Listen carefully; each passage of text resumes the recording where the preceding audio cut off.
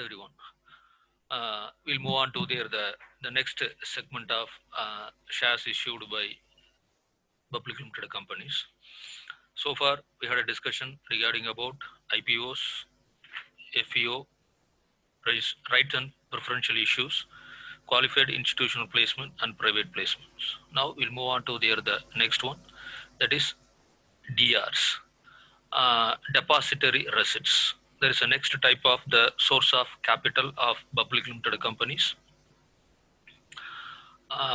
DRs are financial instruments that represents shares of a local company that are listed and traded on a stock exchange outside the country. DR are issued in foreign currency, usually dollars. DRs are the financial assets purchased by investor of the existing companies in India but outside the India. These DRs are always issued in the denomination of usually dollars.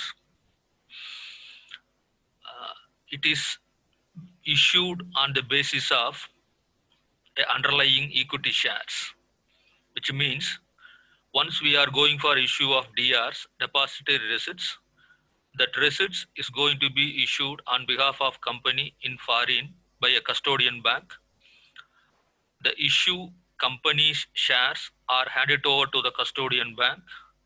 On basis of that handover possessed shares, that custodian bank issue there the DRs. So exactly DRs is nothing but there the shares, but it is a conversion form of there the receipts. So as and when the DRs interested can be converted into equity shares of that particular company. Normally, DRs are issued under the three categories. One is American Depository Receipts, that is ADRs. When these are going to listed on a stock exchange in the USA, especially in the New York Stock Exchange. When the DRs are going to be issued outside the USA, then it is called the Global Depository Receipts. When DRs are issued in India, and listed on Indian stock exchanges with the foreign stocks as underlying shares. These are called Indian depository receipts. So the DRs, it is nothing but other way of issuing the shares in the foreign country. They are the purpose of the getting the foreign capital, which mean to be the dollars. Comparably, this is used for the furtherness of the particular company. When the DRs are issued in the New York Stock Exchange in USA, then it is called American Deposit Receipt. Other than USA, it is called the Global Deposit Receipts. In Indian market, the DRs are issued on the underlying assets of the foreign stocks. Then it is called the Indian Depository Receipts. So normally the DRs can be issued in the two way. One is based on their existing share, or it is for the new fresh shares. When it is issued on the existing shares, then it is called a sponsored issue. When it is coming for the fresh issues, that is the normal way of issuing the underlying shares for the DR issues.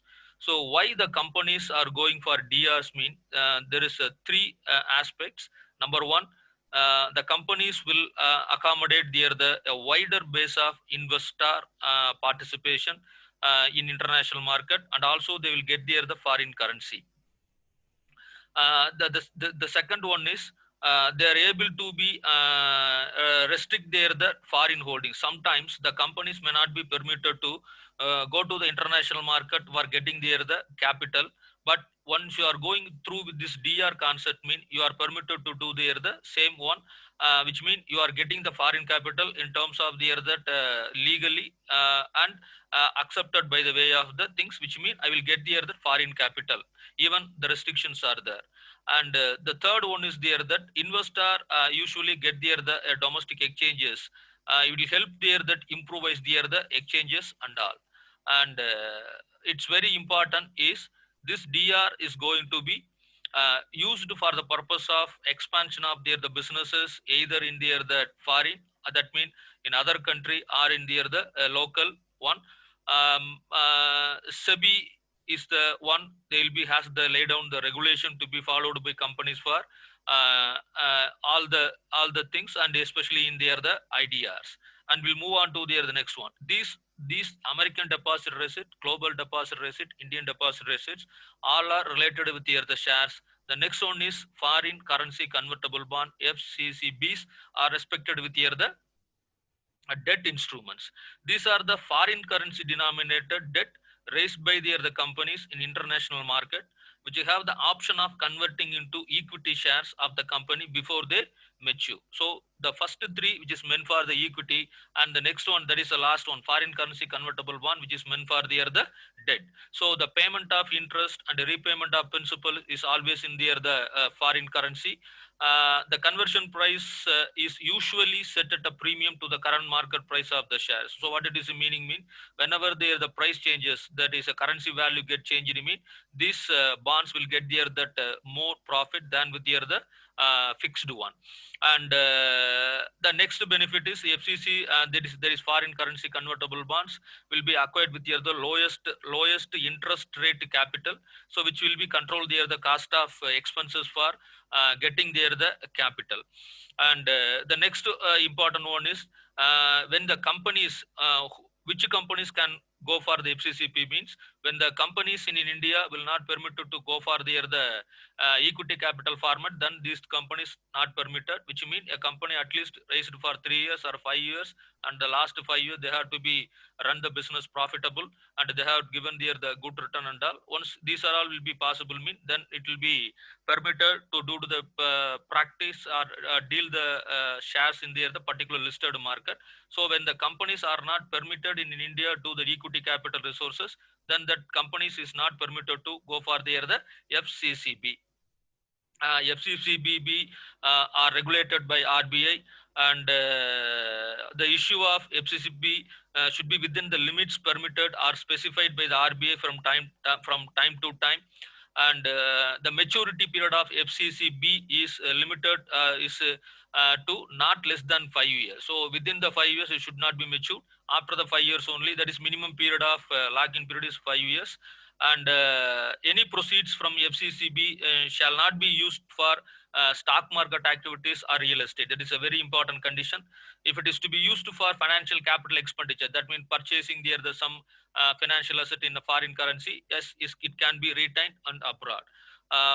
The expenses, that is because why it is debt means, like in a mutual fund, there is a restriction. If anything which is going for the public, it is a 4%. If it is anything going for the private, it is meant for the 2%. So in this slide, we had discussed about the DR, deposit receipts.